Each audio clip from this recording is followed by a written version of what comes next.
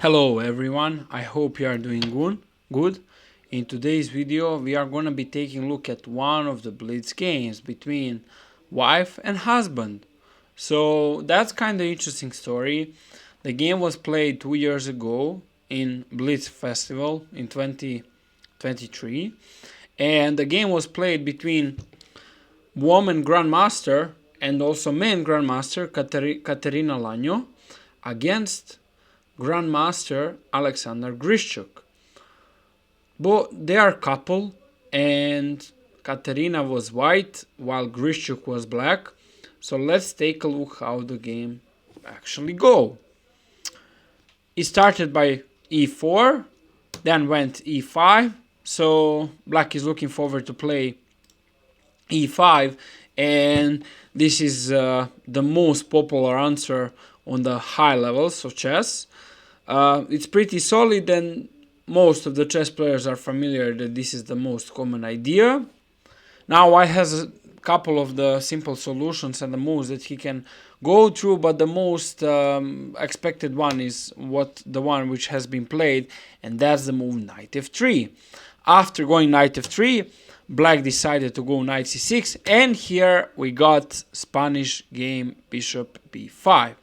Okay, so this is considered as a game who is as an opening which is generally very aggressive, and from the past it was pretty popular opening, but that actually caused that this opening became so much theoretical, and practically so many players are actually well known, familiar with what is going on over here, what can be the ideas, who can actually make a benefits, and how is that going to affect on the game. Black has a couple of answers, like the two most common ones are either the move knight f6, the Berlin defense, and a6, the more aggressive style. a6 is what has been played in the game. That's a Morphy defense. There's also knight f6, which is Berlin, and this is very common seen at the high level as well. Why? It's very actually drawish. Let's say castle. So after going castle in here, there's, let's say, knight e4, and this is actually very common thing to happen in the games, where after rook e1, knight e6, white to just take on e5. It seems like black is actually going to be up a piece after taking a free piece. However, that turns out to be a blunder after knight e6, where the both queen and the rook are under attack, and because the king is under attack, this is check, and white is just completely winning the game. So that's not a free piece. In this case, black has to play bishop e7, most likely, and after bishop f1, which is very cool idea, black can capture, rook takes, castles d4, white tries to pick up the center to play around something, and here black has a simple move, rook, let's say rook e8. Sorry, first bishop f6, in order to get the rook away from e5, and after going rook e1, now we got knight f5. The idea is very simple. As black was basically struggling to develop the bishop from c8, he went from knight f5, putting the pressure on d4 and asking white a question. But because this is very symmetrical line, now due to the simply easy pawn, the same pawn structure, white is just saying, okay, I'll just play c3, I'll just chill, you have nothing, and this is completely drawish.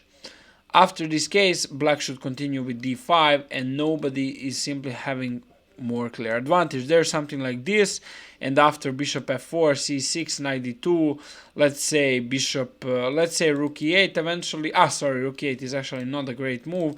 There's basically here something like g6 over here, where after g6 black can just play bishop f5 at some point, and or either even bishop g4 if the queen is moved. Let's say queen c2, there's something like bishop g4 eventually to stop rook d1 idea. After h3, the black's bishop will just go back to f5, and bishop d6 is no longer doing so much, because at this point black can just capture bishop d3. And after going queen d3, queen d6, we got the end game. Pretty much we are close to the end game where nobody's having a clear advantage. The pawn structure is similar. The knight against the bishop, I mean, it's kind of similar as well. The queens are fine. Once the rooks get traded and the king get into the center, towards the center, the game should be pretty much drawish. So nobody's clearly going to make any clear profit.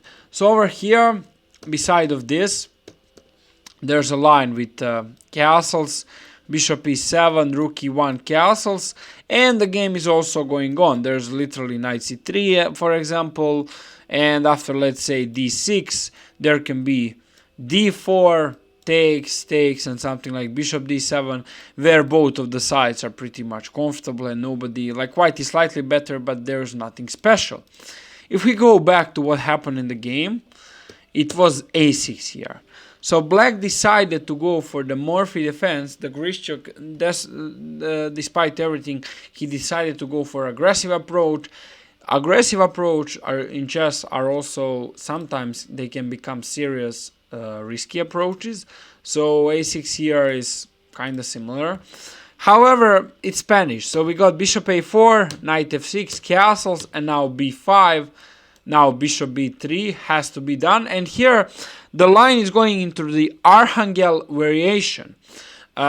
This line is also super popular, but just for a moment, white is threatening knight g5. That's very important to understand. So let's say something like rook b8. White is available to play knight g5 and to eventually ask black questions like what's he gonna do, where can be the issues. So that can feel quite uncomfortable for black. It's not, I mean, black has some computer move d5, but again, black has to know all of this theory, and it's pretty much complicated. Since this was a blitz game, I don't think Grischuk wanted to enter this unless he knows that completely. So what happened is b5, bishop b3, bishop e7.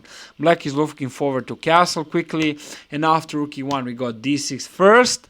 I mean, castle here also is kind of possible, but then it can run to c3, d4. I mean, again, this is nothing special.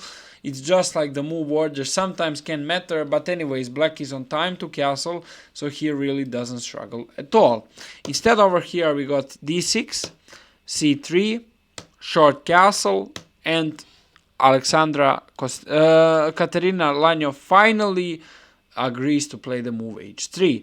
She is actually stopping clear idea, bishop g4, which is very common in those cases, and it's pretty much interesting. What would happen after this situation, after bishop g4 over here? This can feel quite uncomfortable, but white should simply try to play h3, put the pressure around the bishop, and now the bishop will most likely move back, when here white can play simply d3, knight d2, knight f1 and knight g3. This is also well known as an Italian idea, and white is actually easily solving the problem of the pin. The problem why black can't really use the pin is because he can't simply put the pressure around the knight on f3. So the things are pretty much fine for white over here.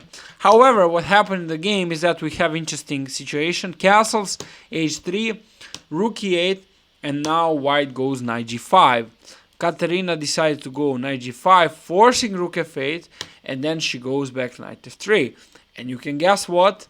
The Grischuk goes back rook e8, white goes knight g5, Katerina goes knight g5, rook f8, knight f3, and rook e8. After this situation, after knight g5 is played and rook f8 again, the players basically, after 3 times, they just made a handshake and they agreed to draw. What is very interesting is, I mean, this is not surprising because they are a couple, so this is actually, I mean, very interesting situation that the couples are into pairings, and this can kind of happen. This was happening, but not so often, and they ultimately quickly decided to make a draw, so the game ended in a draw. Please leave the comment what do you think about this variation. Also, if you are willing for me to hear more about this type of variations, even something like Ruy Lopez, I can try to cover the whole opening theory around some specific variation. And yeah, thank you guys for supporting and watching, and see you in the next video. Bye.